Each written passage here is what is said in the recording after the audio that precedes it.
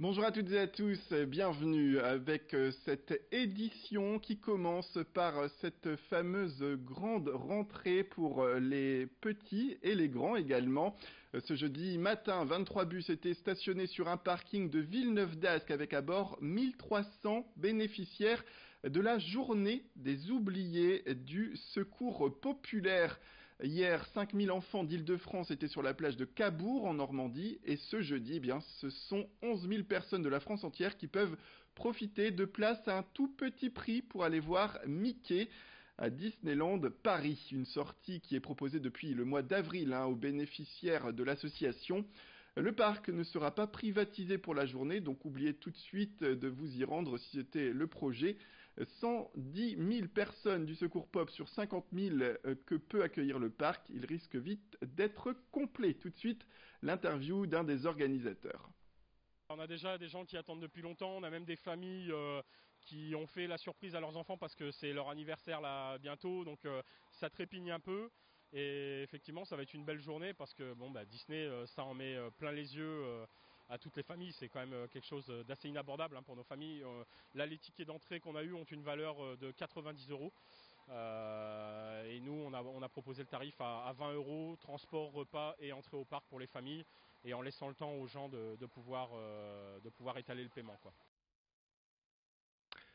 On en vient à moins de 2 semaines avant la rentrée scolaire. Il vous reste quelques jours pour effectuer les achats de fournitures et remplir le cartable des élèves. À Auchan-Rond, qu'on prépare cette période depuis janvier dernier. Et pour cause, sur le mois de juillet, août et septembre, le rayon école et bureau réalise 70% de son chiffre d'affaires. Du coup, dans ce magasin, rien n'est laissé au hasard. 9 personnes travaillent à plein temps dans le rayon, une présence de 5 heures du matin jusqu'à 21 heures. L'enjeu est grand, il est de taille. En moyenne, par jour, durant la période, 10 000 articles sont achetés. Florent de Cotigny, responsable du rayon, en sait pour sa part quelque chose.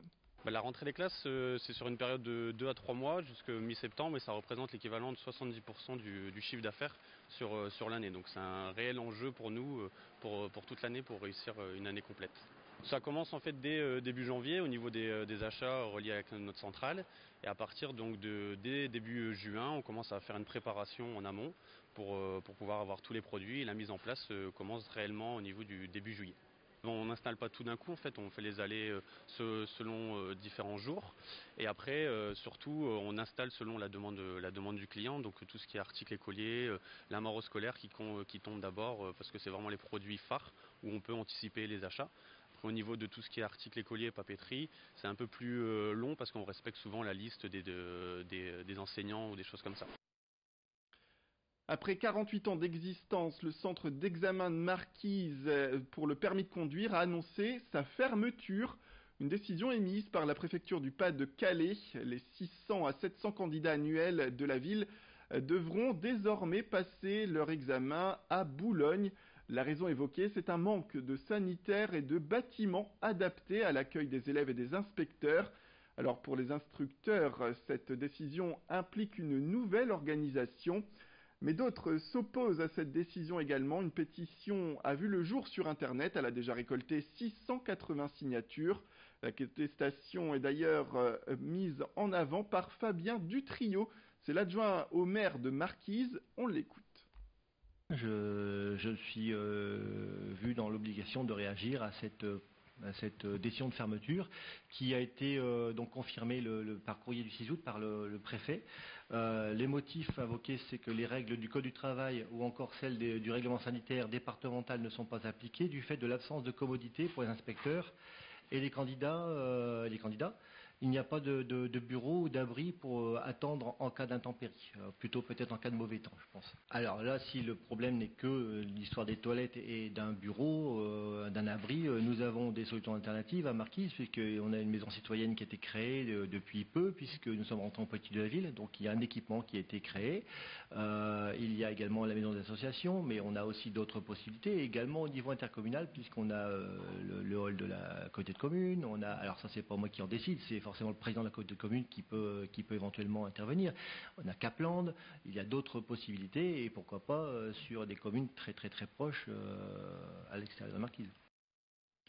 C'est la fin des vacances qui approche, mais on profite encore de la chaleur. Pour cela, on se rafraîchit à la piscine de Bruay-la-Buissière. Érigée il y a 82 ans, elle est classée au monument historique de France et elle a gardé au fil du temps son style art déco. Alexis Tessier vous la présente, cette structure en images.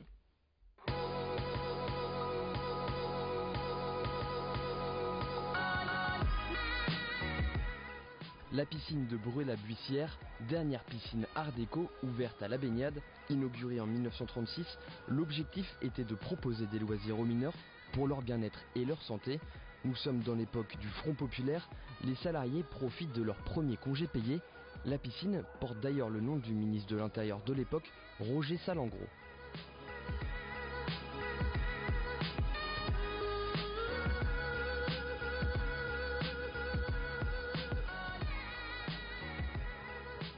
C'est l'architecte bruésien Paul Hanotte qui a mené les travaux pendant 7 mois avec un goût prononcé pour l'horizontale, la symétrie et les lignes droites, symbole du style art déco.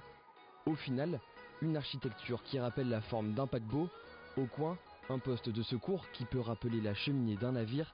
Dans l'enceinte, comme sur un pont, les cabines sont alignées.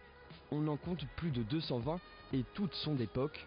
Au-dessus d'elles, un solarium avec une vue imprenable sur les terrils et bien sûr sur la piscine.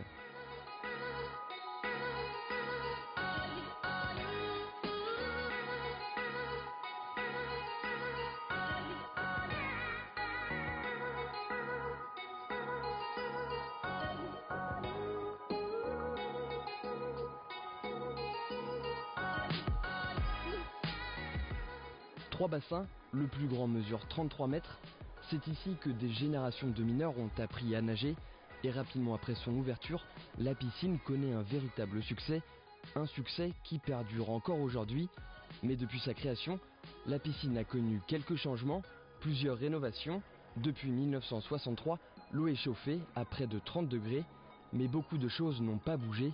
Les nageurs peuvent par exemple toujours profiter des 2 plongeoires de l'époque.